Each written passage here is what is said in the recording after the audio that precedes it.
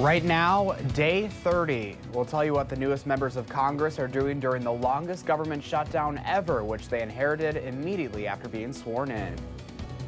Plus, an epidemic is expanding. For the first time in history, more people are being killed by opioids than car crashes. And hello, bone-chilling cold. We're tracking single-digit temperatures and more snow in the forecast. This is News 3 This Morning Sunday.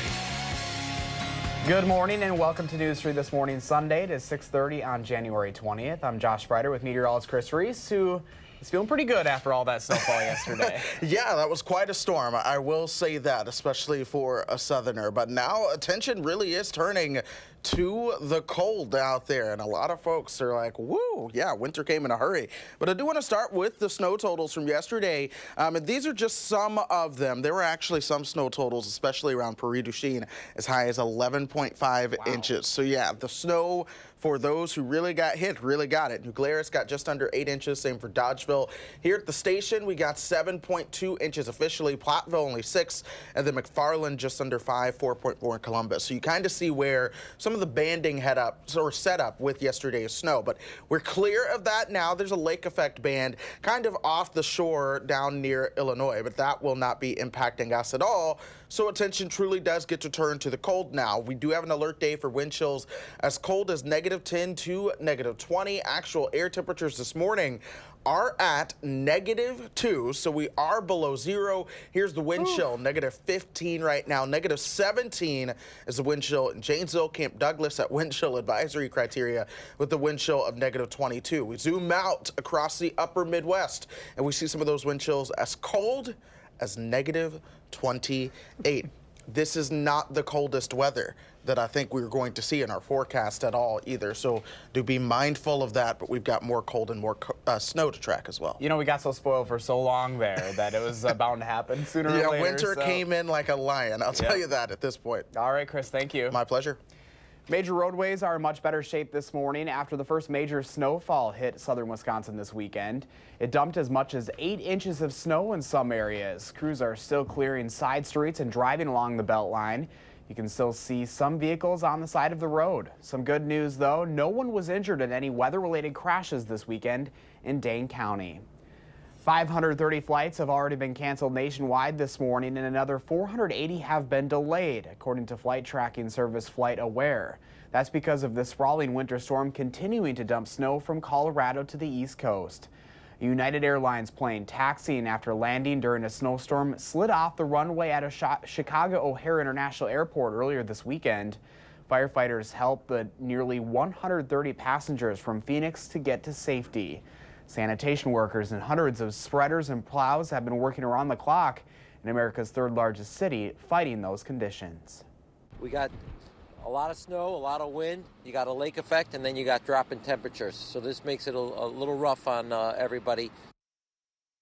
Cities along the East Coast are pre-treating their roads in anticipation of snow, sleet, freezing rain, and ice. President Trump says he will never back down from his demand for a border wall. We're now on day 30 of America's longest government shutdown. Trump is now offering a 3-year extension of protections for 700,000 DACA recipients in exchange for that money. The deal would end the shutdown, which members of the 116th Congress inherited the day they were sworn in. CBS's Nancy Cordes has been following 3 new lawmakers during the closure. This is my grandfather.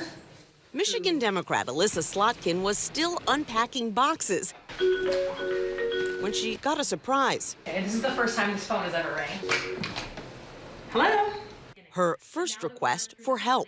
They do have a responsibility to tell you clearly and in writing what your status is. And it was a woman from Brighton, Michigan, in my district saying, I work for the census. I don't know if I'm furloughed or not. I don't know if I'll be repaid or not.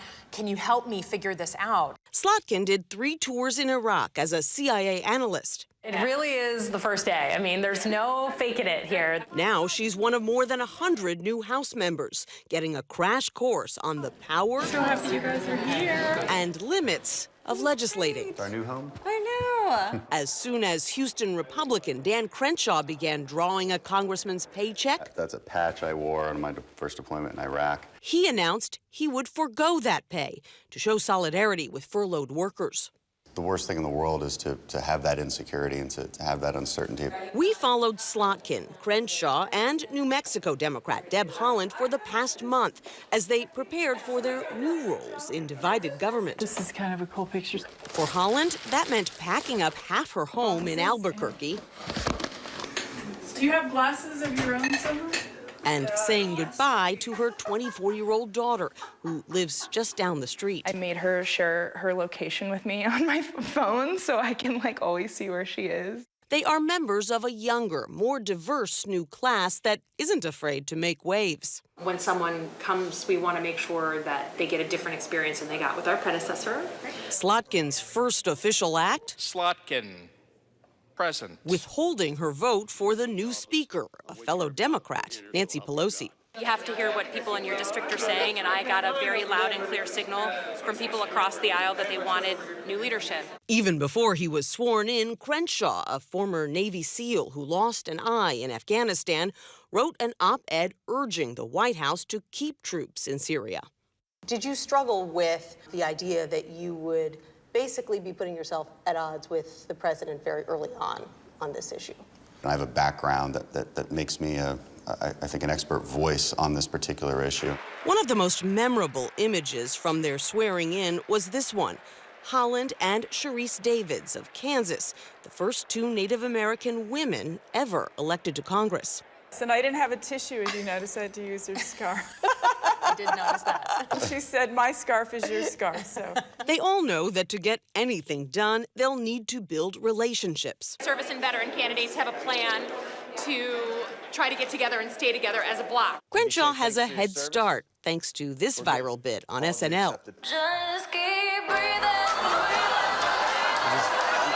It sounds like my phone's ringing. They've all arrived with big goals. The thing that I keep asking is, who's talking about healthcare? Who's talking about prescription drugs? What's the plan? When are we getting to this stuff? But there's one issue hanging over everything. And right now, we need to be talking about opening the government. Right, I mean, everything is sort of frozen. Yeah. Right? We need to open the government. There are real people hurting right now in our country. CBS's Nancy Cordes reporting. A second summit between President Trump and North Korean leader Kim Jong-un will happen next month. The announcement from the White House came after the president met with the North Korean lead negotiator for about 90 minutes this week in the Oval Office. They say the summit will happen in late February, but didn't give any specifics. For the first time in U.S. history, more people are dying from opioid overdoses than car crashes. That's according to a new report by the National Safety Council. There's now a 1 in 96 chance of dying from an opioid overdose. The chances of dying from a car crash is 1 in 103. Madison is no exception to these stats. The Dane County Sheriff says the department responds to more than a dozen overdose calls a week. Heartbreaking, because we know that what the impact is of the abuse of opiates. We know the pattern in talking to people, their pattern of how they began using painkillers and now have resulted in the use of heroin. Sheriff Mahoney says all his deputies are now equipped with Narcan. They are trained to give it to people who overdose before paramedics get to the scene. He says they have to be able to save more lives on overdose calls because of it. A chemical linked to 21,000 deaths every year could be in your child's school without you or administrators knowing. Radon is an odorless, colorless gas that you don't know is around unless you test for it. It's very prevalent in the Midwest because of the minerals in our soil, and the EPA recommends schools test for it every 2 to 5 years. Failing to do so could allow radon to go undetected and unmitigated, increasing the risk for lung cancer later in life.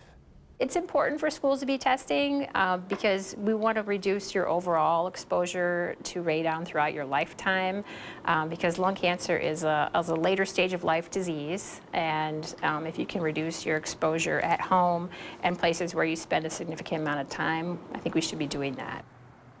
Only News 3's Amy Reid sat down with a family making it their life's work to protect other families like yours from the dangers of radon. She'll share that conversation and more about schools testing for it in our next hour.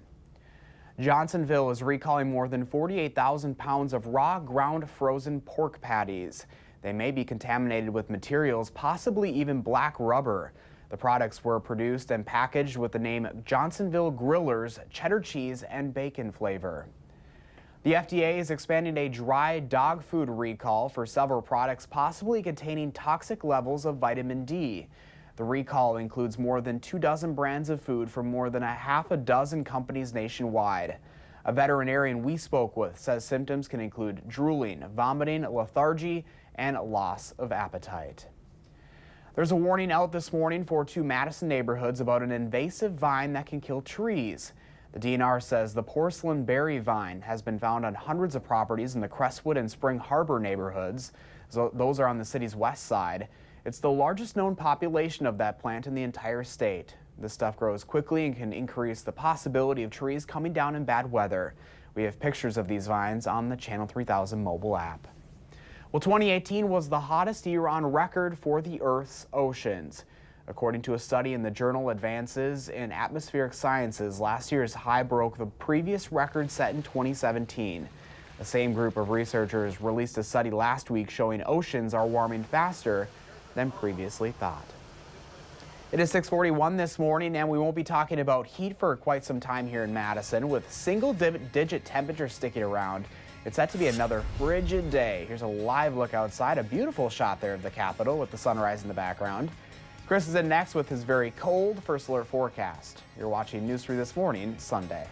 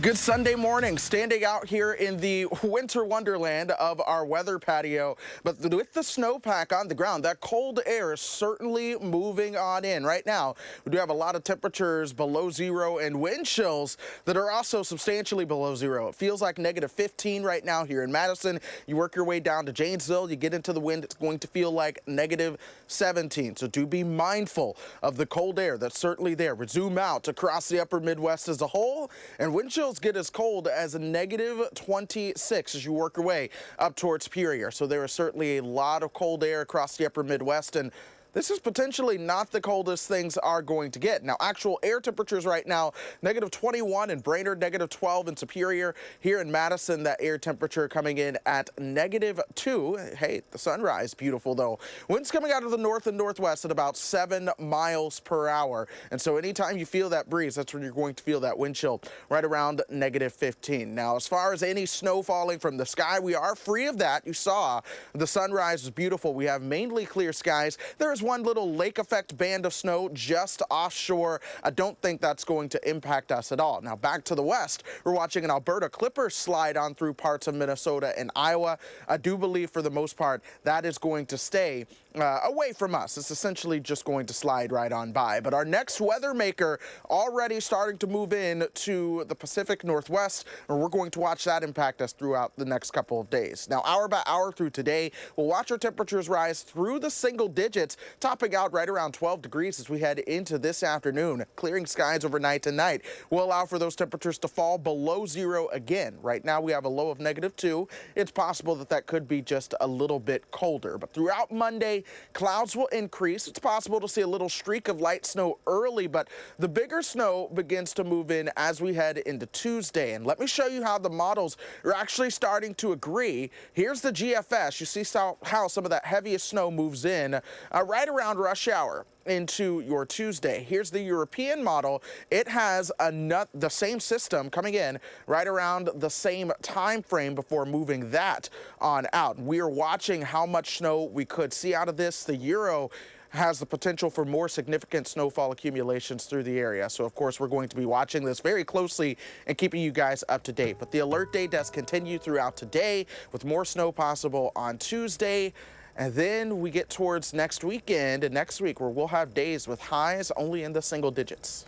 You wanted winter, Chris, and by golly, we're getting it. Yeah, winter certainly is here. I'll see how long we can last in this cold. All right. Thanks, Chris. My pleasure, Josh. Well, a new network of satellites will soon be able to track all commercial airlines in real time anywhere on the planet. Currently, planes are largely tracked by radar on the ground, which doesn't cover much of the world's oceans. Chris Van Cleve reports. 5. Tucked inside this SpaceX Falcon 9 rocket as it blasted into space Friday. Ignition, liftoff of Falcon 9. Are 10 advanced Iridium communications satellites, each the size of a Mini Cooper. Once active, they'll power satellite phone communications, space-based broadband, and carry a device like this, which will solve an issue that's plagued aviation for decades. 70% of the world's airspace has no surveillance. Aircraft fly over the oceans and report back their positions to air traffic control every 10 to 15 minutes at best. And in between those periods, no one knows where they are. McLean, Virginia-based Aerion was developing the technology to change that even before Malaysia Airlines flight MH370 vanished over the Indian Ocean in March 2014. But a Boeing 777 with 239 aboard disappearing was a wake-up call, prompting years of safety experts demanding change. Former NTSB Chair Debbie Herzman in 2016. I can find my kids by pinging their iPhone. We shouldn't have aircraft that disappear anywhere in the world today. To make that happen, the Aerion technology is hitching a ride to space as part of the largest technology swap the universe has ever seen. Iridium is replacing its existing constellation of 66 satellites and 9 spares orbiting the Earth, built and launched in the mid-90s. It's kind of like changing a tire on a bus going 17,000 miles an hour. This is the first time that they've been alive in space. Walt Everett's helped design the first generation of Iridium satellites, naming 2 of them after his sons Nicholas and Andrew. He'll be in the company's command center outside Washington, D.C., as his team maneuvers the new satellites into place, simultaneously powering on the new and deactivating the old. The legacy satellites will then be moved out of orbit, where they'll burn up in the Earth's atmosphere. With these new satellites that we're putting up, we have more capacity, more processing capability, more memory. So we are taking an old flip phone and upgrading it into a smartphone. While not fully complete, the updated network circling the globe 485 miles overhead is already tracking planes. Ariane was able to instantly confirm the last known location of Lion Air Flight 610, the Boeing 737 MAX that crashed in the Java Sea last October. With the Iridium Ariane system, every airplane is really within reach of an air traffic controller. So no matter what happened to that airplane, we would know within seconds of where that airplane was. 6:50 is your time right now. People across Dane County are celebrating one of the country's most influential civil rights leaders ahead of the day named in his honor. Plus, today marks the start of Restaurant Week in Madison. We'll preview some of the spots participating this time around. Thanks for watching News 3 This Morning Sunday.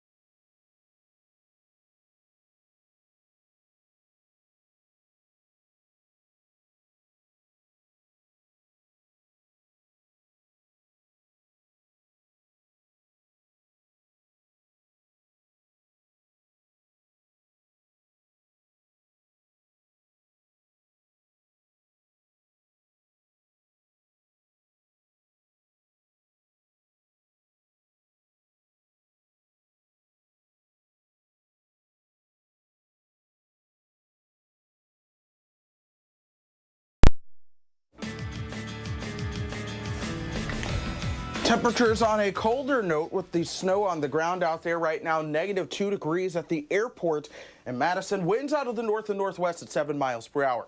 That's creating a little bit of a wind chill. In fact, it feels like -15 in town right now. Camp Douglas, it feels like -22, -19 as you work your way up towards Black River Falls. Now, the wind chills will get better as we go through the day, but temperatures this morning will go from about 1 to 8 degrees by the afternoon. We'll top out right around 12 degrees later on today. And of course, we're tracking more cold and a chance for some additional accumulating snow by Tuesday of next week. Josh? Thanks, Chris. People across the area are honoring Dr. Martin Luther King Jr. ahead of the holiday named in his honor. This morning is the MLK Jr. Outstanding Young Person Breakfast at Edgewood High School. For 35 years, the event has celebrated students of color and their academic achievement, extracurricular involvement, and service to their community. It's hosted by the Urban League of Greater Madison and the King Coalition. We will have a crew there and bring you that story tonight on News 3 at 10. Well, we've been getting you ready for Restaurant Week all week long, and today is finally the day. Our media partners at Madison Magazine hold the fixed menu event twice a year, giving us all the chance to expand our foodie horizons. Umami Ramen and Dumpling Bar is one of those options. The Willie Street spot has authentic Japanese ramen noodles and Chinese dumplings. The renovated 1880s historic house helps create a welcoming, family-friendly vibe. A special item on their Winter Restaurant Week list is their Mazimen. It's ramen noodles topped with Korean barbecue beef and a flavor-infused egg. All of the Restaurant Week options at Umami are meant to wake up your taste buds. Umami means savory, so our food is really rich in flavor, delicious. My favorite is probably the tonkatsu ramen. It is the fattiest, saltiest, like I said, represents umami the best. Other items on that Restaurant Week menu include a roasted pork belly bun with pickled cucumbers, mango mochi, which is an ice cream with a rice coating around it, and pork and chive classic dumplings served with spicy sauce. Yummy. If you'd like to see what else is on that menu for Restaurant Week, go to channel3000.com and click on the Madison Magazine tab. Again, Restaurant Week starts later today. It is 6:56 this morning, and there's a full hour of real news ahead on News 3 This Morning Sunday. We'll have the day's top stories at 7, but first, here's a preview of what's to come this morning on an all-new For the Record. Good morning, everyone. I'm Neil Heinen, and today on For the Record, we will preview the upcoming Madison Black Chamber of Commerce Awards Dinner. It's a reflection of the growth and membership and influence of the Black Chamber that the awards dinner, now in its second year, has become the annual event. And we'll talk about that with Madison Black Chamber of Commerce President Camille Carter, Chamber Vice President Claude Gilmore, and Chamber member and owner of Jackson's Yard Care, Patrick Jackson. That's coming up this morning at 10:30 on WISC.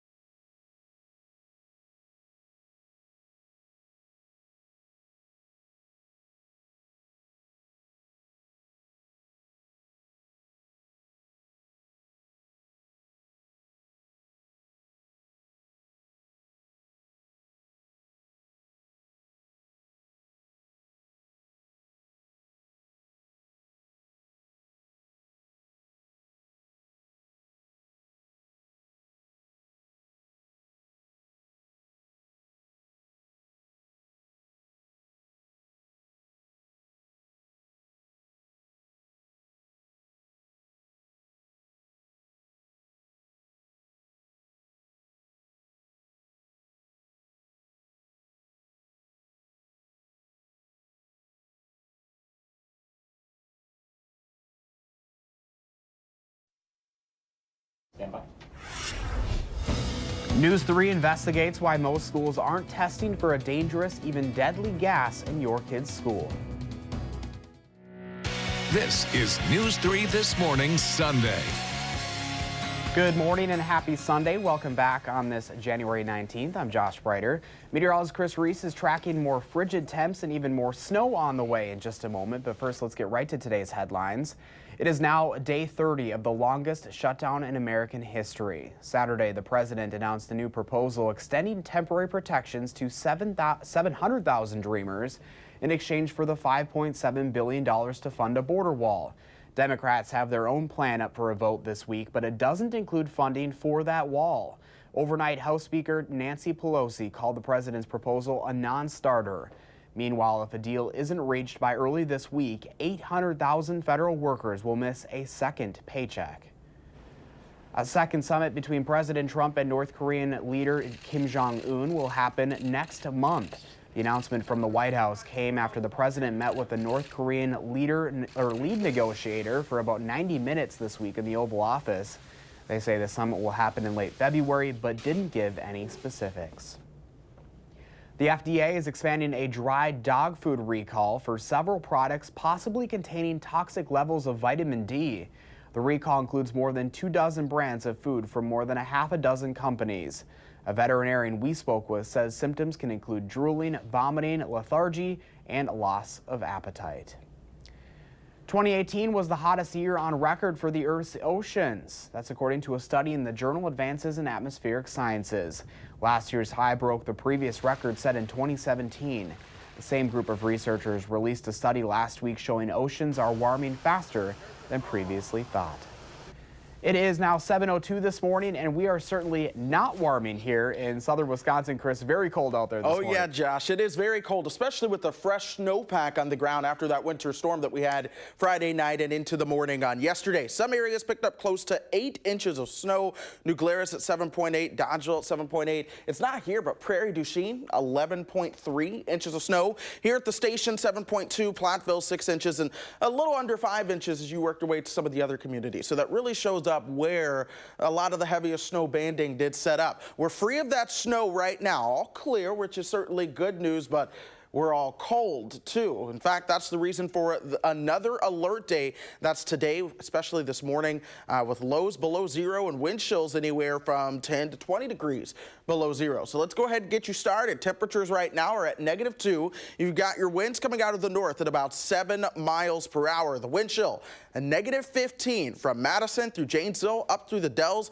Platteville, it feels like -20 right now, -23 as you work your way towards Camp Douglas. And this is right around that wind chill advisory criteria. So you want to be careful if you're going to be out for an extended period of time. Make sure that you do bundle up properly there. Wind chills across the entire upper Midwest as cold as -30 as you work your way towards Superior. La Crosse feeling like -26 right now. Now things will get better going throughout the morning. We'll see those temperatures warm up towards 8 degrees, topping out right around 12 degrees moving towards the afternoon. Attention from there then turns towards early next week. We're going to be watching the potential for another accumulating snow event. I'll be bringing you guys details coming up in Maine weather, Josh. All right, Chris, thank you. Madison schools could soon ask you to approve spending tens of millions of taxpayer dollars to fix up the high schools your kids go to every day. The district says those referendums on next year's ballot could run anywhere from $30 to $70 million for each of the city's 4 high schools. You're looking at some of the issues at Memorial, where hallways and ceilings have aged and gas valves in certain science classrooms are permanently closed off. The building director for Madison Schools says there hasn't been a significant investment in the aging buildings since the 1970s. And when that's the case, it can start to appear that these sites are in kind of their own little time capsule. And in many cases that's happened, where we think we're positioned right now for what could be the next exciting 40 or 50 years, and we're hoping the community is supportive of that. Madison School Board gave the district facilities manager the go-ahead to continue routine work at the high schools. Before the investment is put on the ballot, the plan for upgrades will need to get more specific. The district will put that plan together by May and bring it to the board for approval. Any referendum would be on the 2020 ballot. The Milton School District is hoping the third time's the charm when it comes to getting voters to approve a referendum on their spring ballot. The Janesville Gazette reports the school board approved a nearly $60 million question for the April vote to make improvements to every school building in the district and address overcrowding concerns. It also includes funding for a new high school pool. But unlike the previous two referendums that failed, this proposal does not call for a building of a new high school. The latest referendum would raise taxes on a $100,000 home by $164 a year. There's new federal data showing Wisconsin is burning more coal than in recent years. According to the U.S. Energy Information Administration, nearly 2,000 more metric tons of carbon dioxide were released in 2017 than in 2016 in the state. But that could soon change since several coal power plants across Wisconsin closed last year. Overall, the state has made a 28% decline in coal consumption since its peak in 2005. The gas responsible for 21,000 deaths every year, 500 of those in Wisconsin, may be in your child's school. Radon, the odorless invisible gas, is the second leading cause of lung cancer. And though the EPA recommends our schools test for it, our News 3 investigation shows most don't. Here's Amy Reed. This afternoon, I picked up a test in Verona for another homeowner. When it comes to radon, tomorrow we have a few tests for a couple home inspections. I could say the Meffords have been around the block. 4417. Today, it's a block they drive, dropping off radon test results for their clients at Madison Radon Testing. But their expertise comes from the figurative block. And on that block sits their first home in Madison that they tested as a precaution. We found out it was really high. Sky high. It was like 6 times the amount that the EPA would like. From there, they started researching, learning about how radon is an odorless, invisible gas, dubbed the silent killer for its role as the second leading cause of lung cancer. So you're able to analyze all those measurements. And that led to their business and to the types of questions informed parents like to ask. As parents, we ask, like when our oldest has a sleepover, I ask, oh, where'd you guys sleep? And then we said, oh, in their basement. Then I asked, oh, have they had their radon tested? Yeah, they mean it. Any place their kids spend time, they want to know about radon. But one place is out of their hands. And really, to think about our kids spending, you spend 7-8 hours a day at school every day. So it'd be nice to just know, just for peace of mind. And maybe the levels wouldn't be high. Maybe they would come back, they wouldn't have high radon in the classrooms, and then that would just be for peace of mind as well. Even though the EPA recommends schools test every ground level room every 2 to 5 years, most schools don't. We asked 55 school districts in south central Wisconsin when was the last time they tested for radon. And of the 36 districts that responded, only 4 have tested district-wide in the last 5 years. 7 haven't tested since the late 80s or 90s, and 21 haven't tested at all. 25,000 students in schools, 180 days a year, breathing air that could have elevated levels of radon. Mm-hmm. That's a public health concern. A public health concern is right, according to a local expert on radon. It's important for schools to be testing because we want to reduce your overall exposure to radon throughout your lifetime because lung cancer is a later stage of life disease. And if you can reduce your exposure at home and places where you spend a significant amount of time, I think we should be doing that. But paying for testing in every ground level classroom in every building in the entire district can be costly. And as some schools pointed out when we asked, it's not required by state law. It's not for me to say whose responsibility it should be, but I think districts can get organized and figure it out as they do a maintenance plan for all their schools. They could add radon to that list. Many parents we asked agreed someone should find a solution, even if that means paying more in taxes to make it happen. Well, for the safety of the children, and if they're in there all day long, and breathing this in, if it can cause lung cancer, that's a big reason to be testing. We don't want to make our children sick trying to educate them. And the testing itself wouldn't really be that expensive. Of course, the Meffords are on board, not just because of their near obsession with radon, but because of the part of their story that really hits close to home. Kirk's mom, who, yes, was a smoker, died of lung cancer after living in a home with high levels of radon for most of her adult life, a combination that makes cancer even more likely. We'll take a look at the monitor. So they're happy many people are taking their advice and experience to heart, trusting their journey and getting their homes tested and mitigated before it becomes a problem, before a loved one in one of these homes gets cancer. And they're hoping soon it's not just homeowners that get on board. Thank you so much. We are hopeful that if the word gets out, people learn more about radon and parents, and maybe that will get the ball rolling, that school districts will do testing in schools, hopefully. With photojournalist Brian Messmer, Amy Reed, WISC News 3.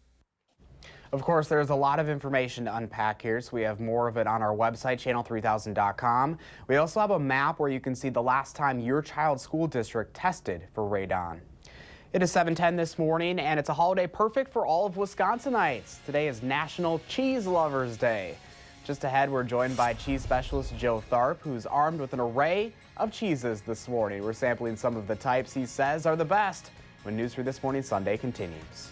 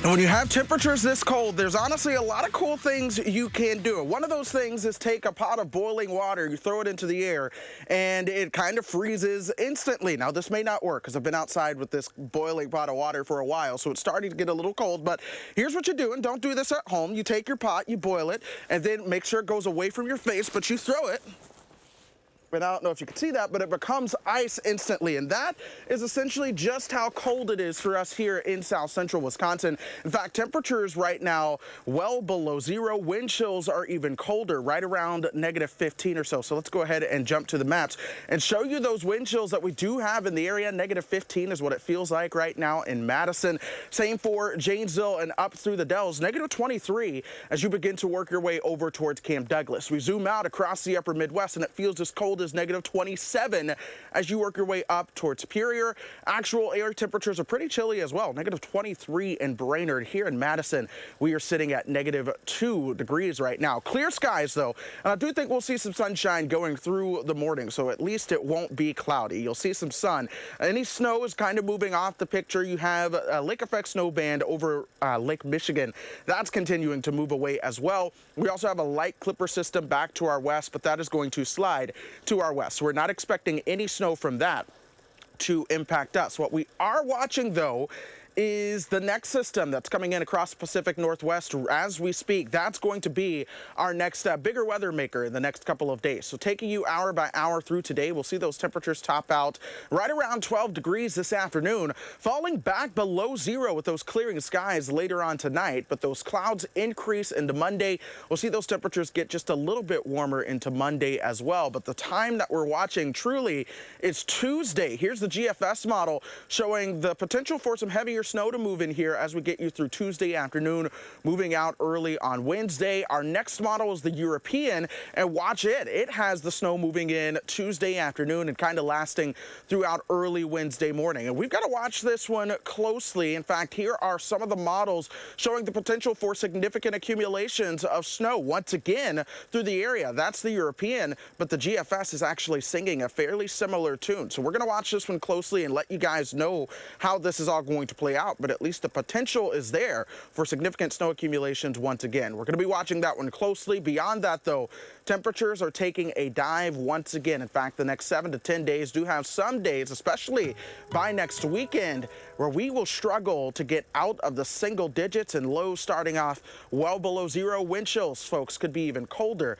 by the end of next week, with wind chill advisories and wind chill warnings being a possibility. Certainly keeping you guys busy in the Weather Center. They are really keeping us busy, but Mother Nature does what she does. There you go. All right, Chris, thank you. My pleasure, John. Well, we've been asking you to share your morning with us, and Tammy posted this on Facebook. It's of an eagle in Sauk County, an incredible image right there. Thank you so much for sharing, Tammy. What does your morning look like? Take a picture and post it to the Channel 3000 Facebook page or on the Twitter or Instagram. Use the hashtag MyNews3Morning, and that's how we can pick out our favorites and air them right here on the show. Well, today is for all of us dairy-loving Wisconsinites. It is National Cheese Lovers Day, and this morning we're celebrating cheese with Hy-Vee specialist Joe Tharp. Good morning. Thanks for coming in. Not a problem, Josh. Glad to be here. You bet. So this is obviously a favorite here in Wisconsin, and you've got kind of the array of cheeses for us this morning. Absolutely, yeah. Wisconsinites love their cheese, and I hope that I've represented the local cheese-making community pretty well, Josh. So that's been one of the things that you guys have been big about here in Wisconsin, is trying to be local. You know, why is that important to have that, especially for the cheese? Absolutely. Wisconsin's the dairy state, so, you know, it's something that's tied into the fabric of Wisconsinites. We like to support local stuff because our friends and family, and we get to see a return on our local connections. So it's important to us. We know it's important to Wisconsin, and we like to represent with some awesome cheeses that we have because they win awards internationally. So, well, let's get right to those cheeses. What do we have on the table here this morning? Absolutely. Right in front of you, we have the Menage from Carr Valley, and it is a combination of sheep's, goat's, and cow's milk. It's going to be a very intense flavor. It's going to be a little bit on the drier side. It's great with a really jammy, bright wine. It's a really nice starting course. So that's where we would start. That's awesome. And then what do we got right here? Right here we have from Santori, we have their Merlot. It's a cheddared Parmesan rubbed down with a little bit of Merlot on the rind. Really intense, got nice crystallization in it, great development. One of my favorite cheeses, absolutely, Josh. And moving on down here. Right here we have a Hooks cheddar. A lot of people know Hooks. They're right out of Mineral Point. They've been making cheese for a while, won a bunch of awards. This is their 5-year cheddar. They go all the way from 1 year to a 15-year to my knowledge. It's going to have some really nice crystallization in it. You get this in a nice Merlot or a nice Cabernet, and you're going to have a very nice night. I'm always amazed, even going to Hy-Vee, or it's just like to see the vast array of selections for cheese. I mean, what makes cheese so great, and how is it that you can have so many different flavors of cheese? Absolutely.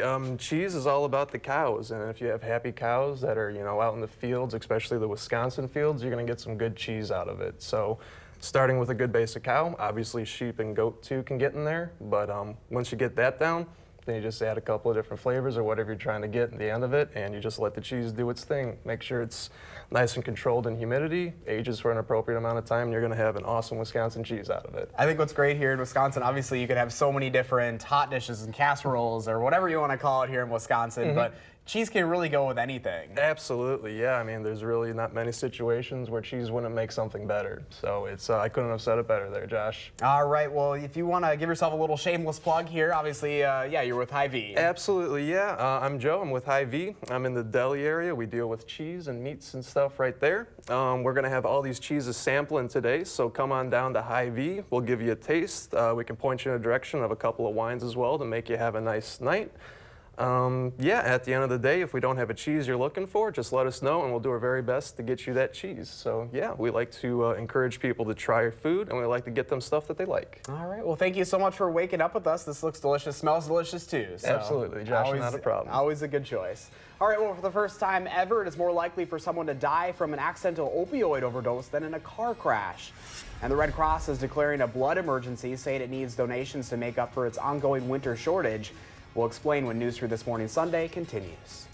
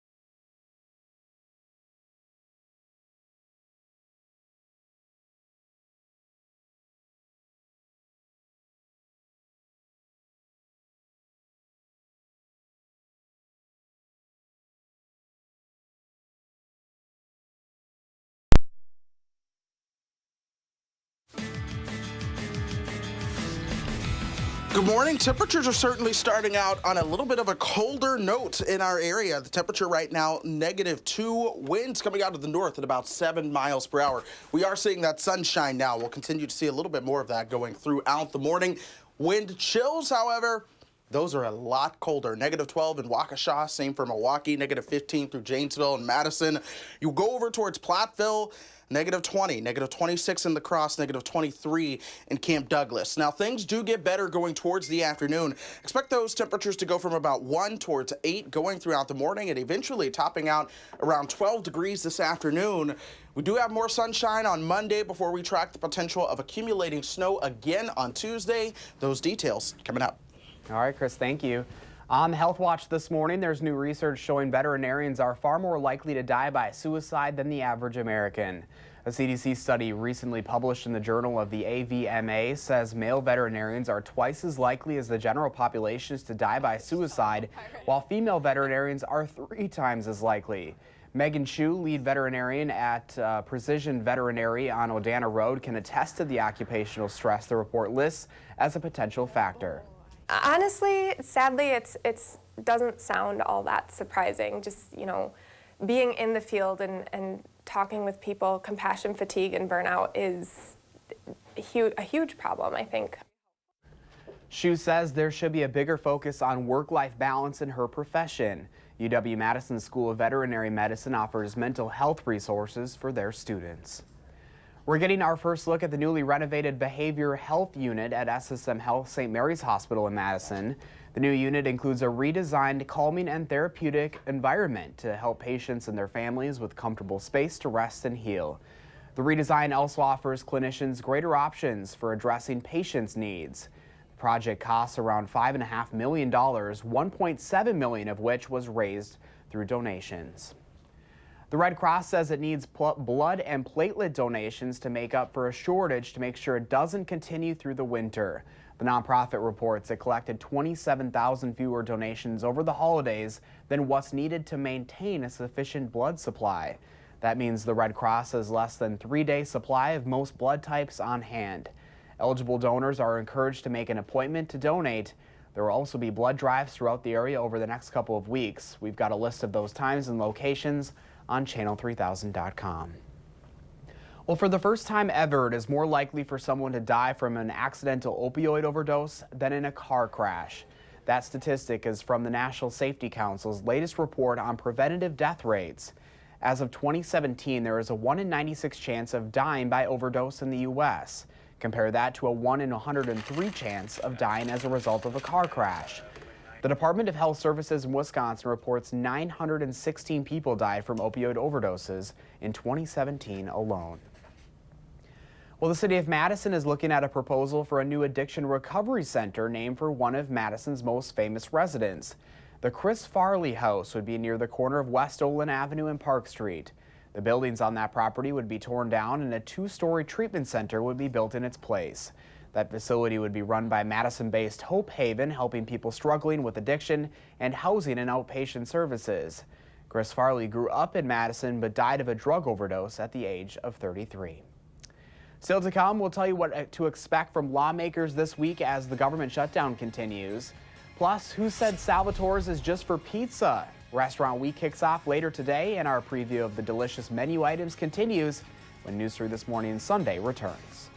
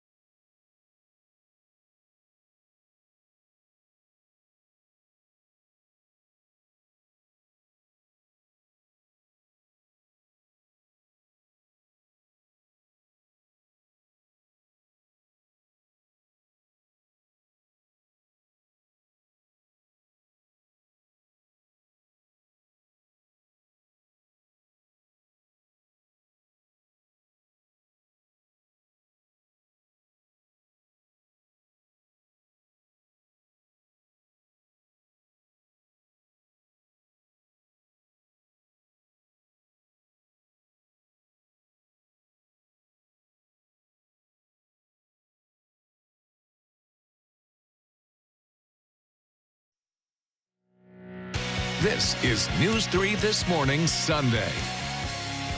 Good Sunday morning and welcome back on this January 19th. I'm Josh Breiter. Meteorologist Chris Reese is tracking those frigid temps this morning and even some more snow on our way for the work week. But first, let's get you caught up on today's headlines. 800,000 federal workers could miss a second paycheck if a deal to end the shutdown isn't reached by early this week. We're now on day 30 of the longest shutdown in American history. Saturday, the president announced a new proposal extending temporary protections to 700,000 dreamers in exchange for the $5.7 billion to fund that border wall. Overnight, House Speaker Nancy Pelosi called the president's proposal a non-starter. Democrats have their own plan up for a vote this week that doesn't include funding for a border wall. A group looking out for your safety and the safety of your family wants to make sure your child's car seat is strapped in properly. You might have seen this viral video out of Minnesota this week showing a kid in a car seat getting thrown from the vehicle while it was still moving. That child was not hurt, but Safe Kids with American Family Children's Hospital says 90% of the car seats it inspects in Dane County are not secured properly. Safe Kids does free checks of car seats by appointment. There is new federal data out showing Wisconsin is burning more coal than in recent years. According to the U.S. Energy Information Administration, nearly 2,000 more metric tons of carbon dioxide were released in 2017 than in 2016 in the state. But that could change since several coal power plants closed across Wisconsin last year. Overall, the state has made a 28% decline in coal consumption since its peak in 2005. Let's send it over to meteorologist Chris Reese, who is tracking those frigid temperatures this morning. Good morning, Chris. Good morning, Josh. In fact, today is an alert day due to the colder temperatures that we are expecting here. Temperatures are already below zero, but then those wind chills range anywhere from -10 to -20, and high temperatures won't get much better as we go into the afternoon. Let's start you with what's going on right now.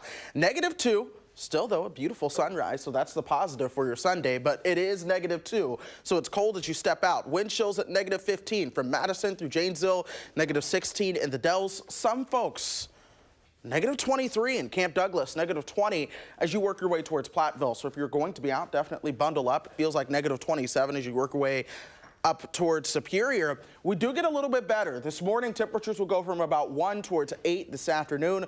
We'll top out right around 12 degrees for the afternoon high. Some flurries are also possible, but we're not truly expecting any kind of snow around here. The next true snow chance comes into the picture on Tuesday. That could be an accumulating snow. Of course, I'm going to keep you guys up to date on all of the latest details, Josh. Chris, thank you. It is 7:34 right now, and ahead of the 2020 election, the Women's March unveiled its new policy priorities this weekend, which mark the third annual event. Those proposals address issues like violence against women and environmental justice. Hundreds of supporters braved the cold Saturday at Wisconsin's Capitol for the state Women's Wave event. Their message, women are tough and are not going anywhere. Madison's March organizers say they're working to create policy change that expands health care and reforms immigration.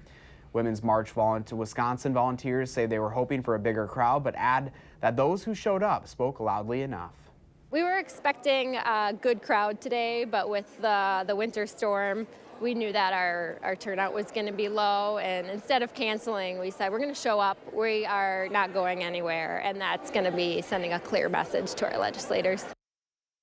Women's March Wisconsin collected items for people in need because of the government shutdown at the event to be donated to the River Food Pantry in Madison and Program the Parks, Milwaukee. Well, if you listen closely, you can probably still hear cheers coming from the Kohl Center after Wisconsin pulled off a major upset on Saturday against the top team in the country. The center was packed when the Badgers beat the formerly undefeated Michigan Wolverines in a decisive 64-54 victory. Going into the game, Michigan had won 31 of their last 32 games. Right now, people across our area are celebrating Dr. Martin Luther King Jr. ahead of the holiday named in his honor. The MLK Jr. Outstanding Young Person Breakfast is underway at Edgewood High School.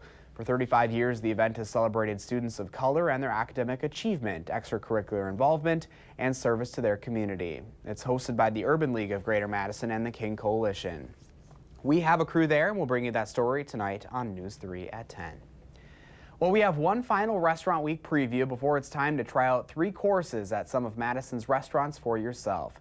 Today is the start of our partner Madison Magazine's Restaurant Week. Salvatore's Tomato Pies in Sun Prairie says their quality local ingredients make them stand out from the crowd of other restaurants, serving up pizza, steak, and burgers. There's a bit of a different feel this time around after this summer's downtown explosion.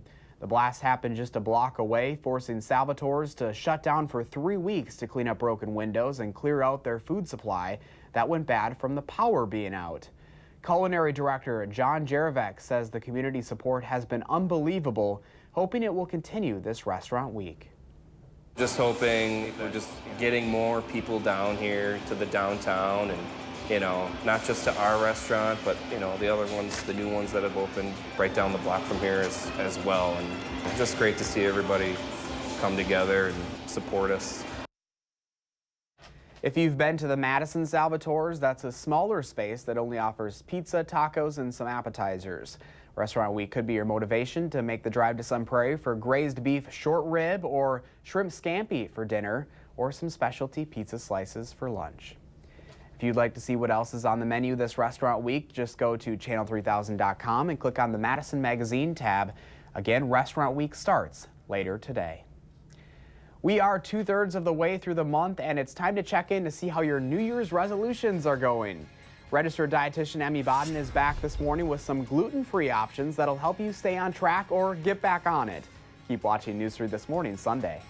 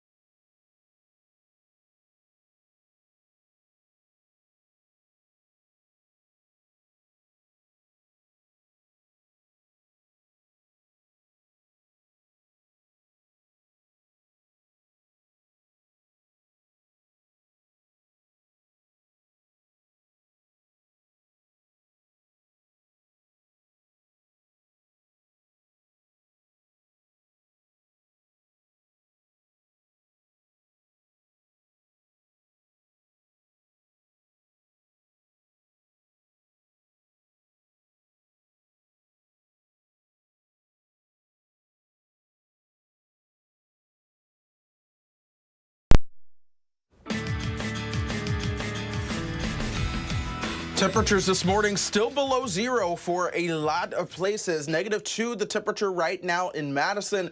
Wind chills, though, begin to tell a much different story. Wind chills anywhere from about -10 to -20 or 25 degrees below zero, and Madison is -15. And this is starting to get to the point where you want to limit the amount of time you actually spend outdoors. And if you're going to be outdoors for a long period of time, just really bundle up appropriately and come in to warm up periodically. But as we go throughout the morning, temperatures will warm from 1 towards 8 by lunchtime.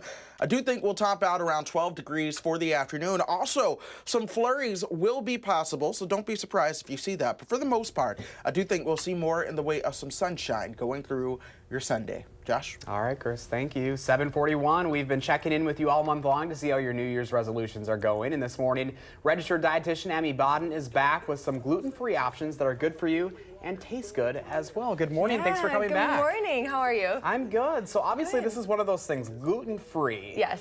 I don't know what that even means. I'm sure a lot of people at home, what does it exactly mean? Sure. So gluten is a protein that's found in wheat, barley, and rye. And it's something for a lot of people who have a medical condition that they have to watch for in their diet. So people with celiac disease or a certain thyroid condition, they need to remove it from their diet in order to not have immediate health concerns and then long-term health concerns too. And I know this is one of those things, does it help you lose weight? Yeah, so that's a question I get all the time. So there really isn't a connection between going gluten-free and losing weight, unfortunately.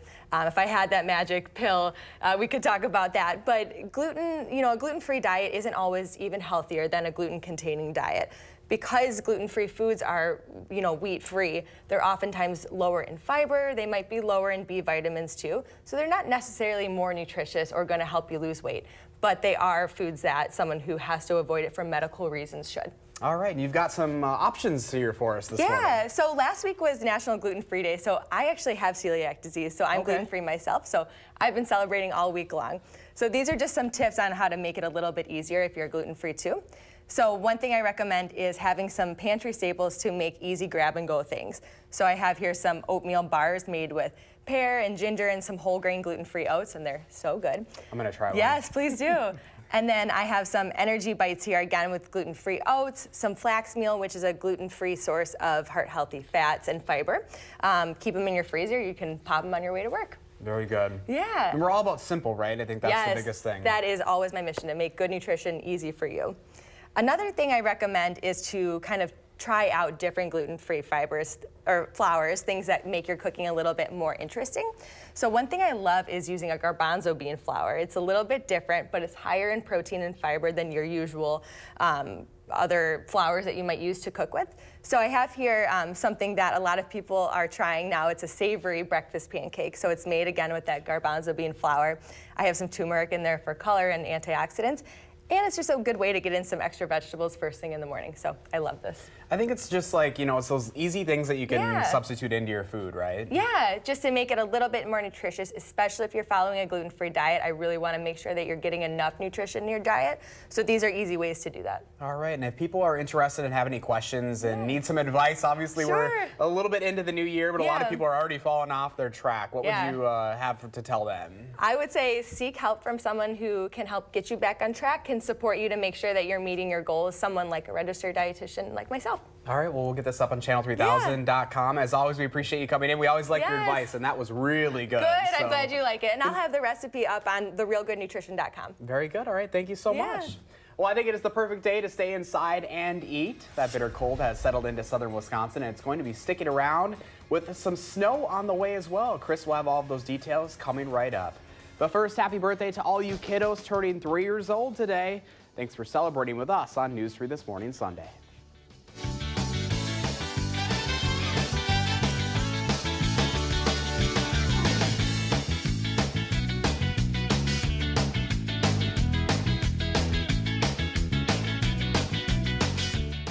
Look who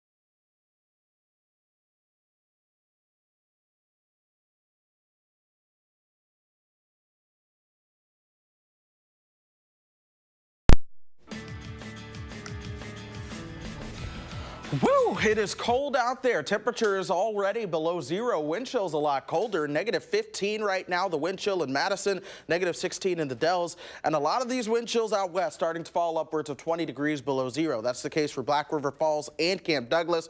Platteville actually has warmed up 1 degree to feeling like -19 out there. But those wind chills across the upper Midwest really tell the story of that Arctic air just settling in across the Great Lakes. And there is more of that to come.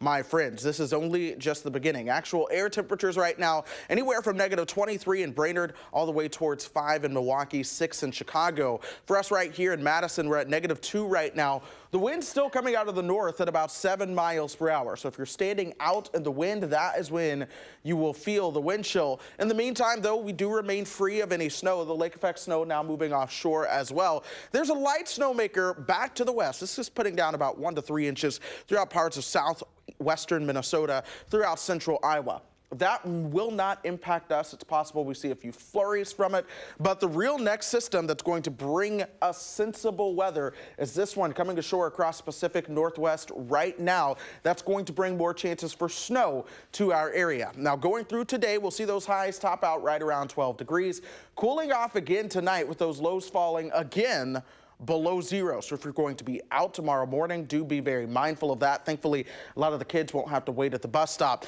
It's possible to get a little stripe of snow early on Monday, but the bigger snow potential comes in on Tuesday. That's when we watch another system coming at us from the south and west. Here's one particular model, the GFS. It brings that snow in here just after lunch on Tuesday with some heavy snow right around the evening rush hour on Tuesday. It clears us out by the time we get you towards 8 a.m. Wednesday, though. So we're watching that one. This is another model known as the European. It's a little bit slower, but right around that evening rush hour all the way through the Wednesday morning commute, it brings some heavy snow into the picture. How much are we talking? This particular model shows the potential for significant accumulations of snow. Once again, that GFS model I just showed also honing in on at least the potential for significant accumulating snow. We're going to be watching that one closely, and to give you some solace, there are some models that only give us about 2 to 4 inches. So nonetheless, that's just something to watch. In the meantime, though, temperatures are certainly going to be coming down. In fact, after we get through the next snow system, we are talking some days where 8 is as warm as we get, perhaps as cold as -5. And the true reality is if you put more and more snow on the ground, we have to take those numbers lower and lower and lower. We did it this weekend. We're probably going to have to do it again. But some of that coldest air we have seen in a while is here, and of course, right on time for January. I was going to say, it's been quite some time since we've had cold temperatures like this. It really has. And here's your pet walk, by the way. This is Bentley in Madison. If you're going to be out walking Bentley this afternoon, temperatures will be right around 12 degrees. But look at that Green Bay shirt there. Extra layers. Extra layers. All right. Well, thanks, Chris. There's a reminder this morning that warming up your car before hitting the road will cost you. Madison Police will give you a $100 ticket if you're caught idling for more than 5 minutes. Plus, did you know it's not even necessary anymore? Experts say cars built after 1995 don't need to warm up to operate properly. Learn something new there. Stay with News 3 this weekend, and then tomorrow on News 3 This Morning, we're celebrating Martin Luther King Day with the local event set to honor the civil rights leader and some of our new state leaders, too. But first, skyscraper for sale. One of New York's tallest buildings is up for bid, but if you're interested, you better be ready to pay up. Thanks for watching News 3 This Morning, Sunday.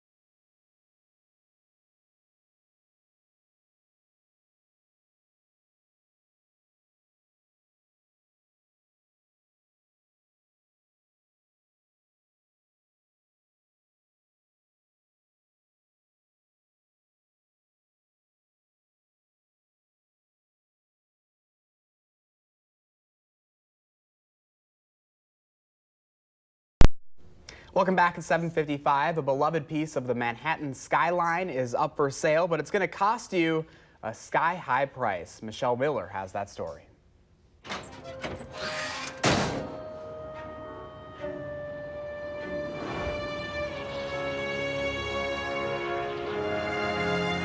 It's appeared in dozens of movies and had a starring role in New York City's skyline for generations.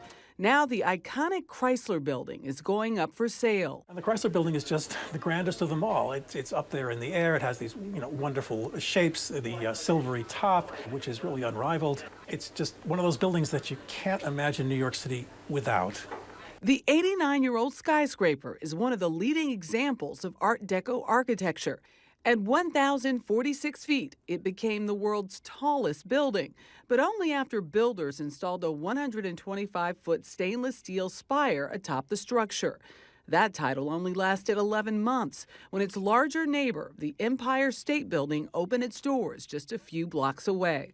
Sale price estimates for the famed Chrysler Building vary, but its majority owners, the Abu Dhabi Investment Council, hope to recoup the $800 million it paid for the building back in 2008.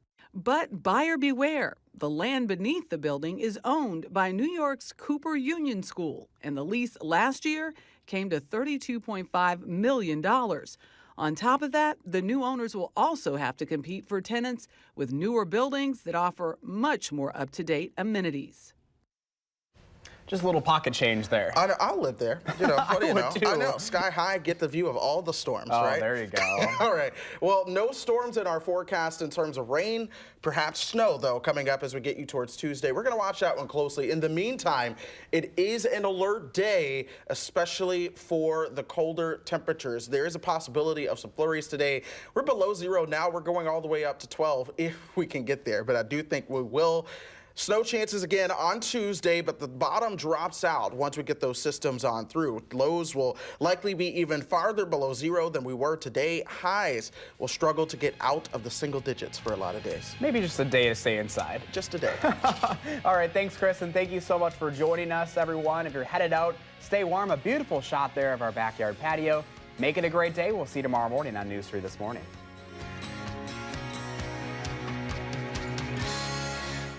Making plans that are weather dependent? Get an accurate 12-hour, even a 10-day forecast. Download the Channel 3000 First Alert Weather app and start planning.